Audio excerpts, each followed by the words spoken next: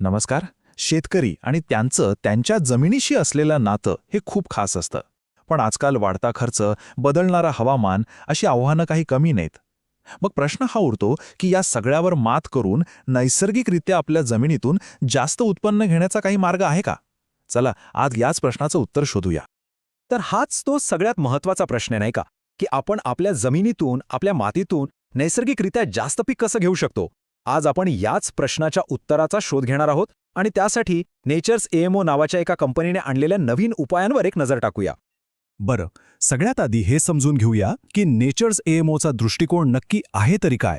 त्यांचं म्हणणं असं आहे की ते शेतीमध्ये एक नवीन क्रांती आणत आहेत, जेथे निसर्ग आणि विज्ञान हे हातात हात घालून काम करतात.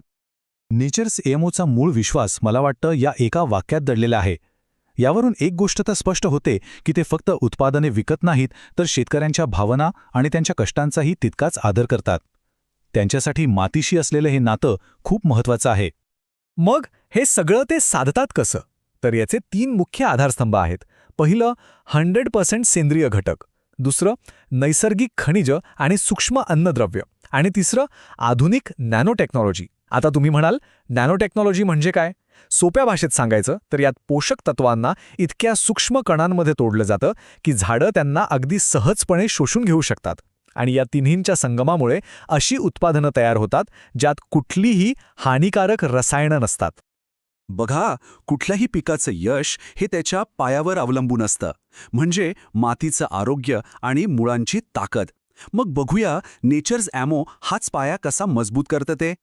हा पाया मजबूत करण्यासाठी त्यांच्या भात्यातलं पहिलं महत्त्वाचं अस्त्र आहे नेचर्स एएमओ ह्युमिक ॲसिड, ज्याला ते रूट किंग असंही म्हणतात.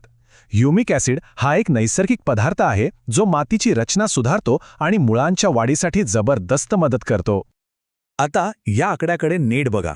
98% हे या उत्पादनातील सुपर पोटॅशियम ह्युमिडचं प्रमाण आहे, जे ह्युमिक ॲसिडचं एक अत्यंत प्रभावी आणि शक्तिशाली स्वरूप मानलं जातं.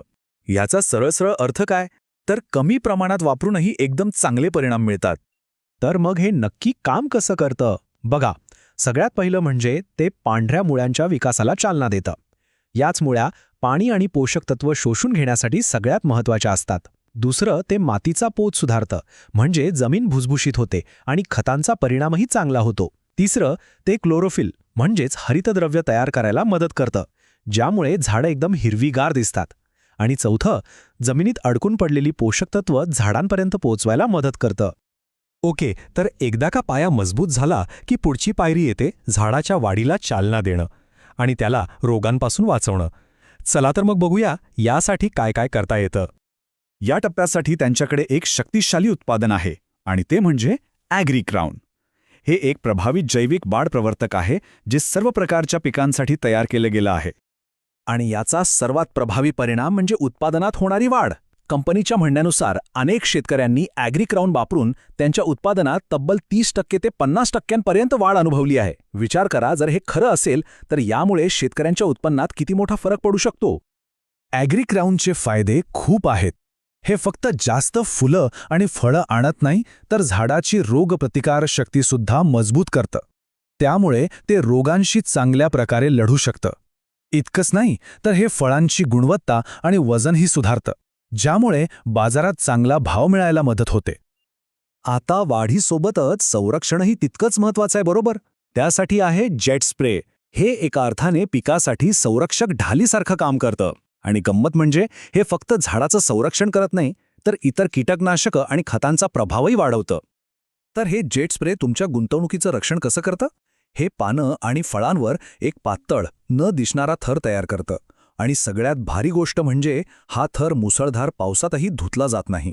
याचाच अर्थ औषधांचा परिणाम जास्त काळ टिकतो, पुन्हा फवारणी करण्याची गरज नाही, ज्यामुळे पैसा आणि वेळ दोन्ही वाचतात. आता वळूया या तंत्रज्ञानातील सगळ्यात प्रगत भागाकडे, नॅनो खतं. आपण आधी म्हटल्याप्रमाणे नॅनो टेक्नॉलॉजी पोषक तत्वांना अतिसूक्ष्म कणांमध्ये बदलते. याचा फायदा काय? तर झाडं त्यांना खूप लवकर आणि जवळजवळ पूर्णपणे शोषून घेतात, ज्यामुळे खतांचा अपव्यय खूप कमी होतो.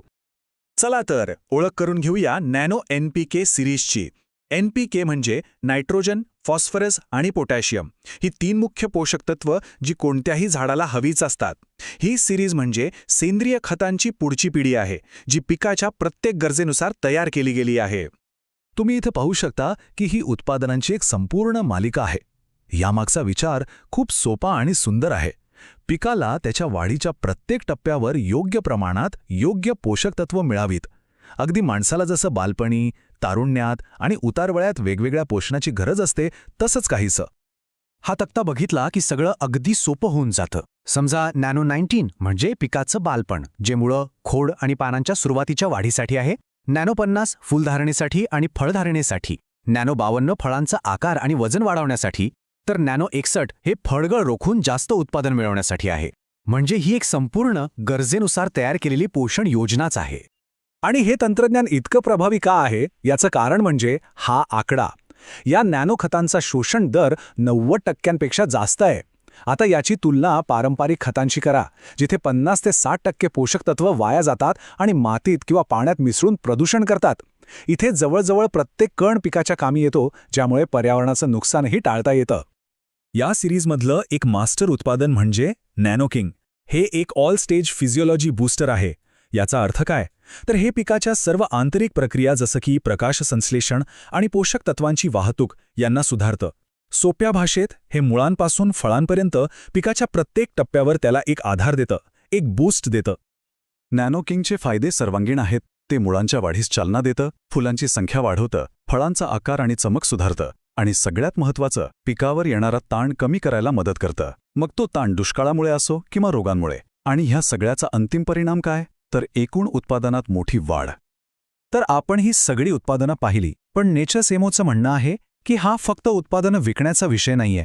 यामागे खूप मोठा दृष्टिकोन आहे. हे निसर्गाने दिलेलं एक वचन आहे, एका फायदेशीर आणि शाश्वत भविष्यासाठी. त्यांची tagline be alive with nature हेच वचन अधोरेखित करते. त्यांचं ध्येय फक्त शेतकऱ्यांचं उत्पन्न वाढवणं नाही, तर त्यांच्या जमिनीचं आरोग्य सुधारणं हेही आहे. आणि या सगळ्यासोबत पर्यावरणपूरक पद्धतीने जगात एक सकारात्मक बदल घडवणं हे त्यांचं एक मोठं ध्येय आहे. आणि शेवटी एक विचार करण्यासारखा प्रश्न, निसर्ग आणि विज्ञानाचा हा संगम, जिथे कमी खर्चात जास्त आणि दर्जेदार उत्पादन मिळतं, जिथे मातीचं आरोग्य सुधारतं, हेच आपल्या भारतातील शेतीचं भविष्य असू शकतं का? या तंत्रज्ञानामध्ये नक्कीच क्षमता आहे, पण याचं खरं यश हे शेतकऱ्यांसाठी किती सोपं आणि परवडणारं आहे यावरच अवलंबून असेल. यावर नक्की विचार करा.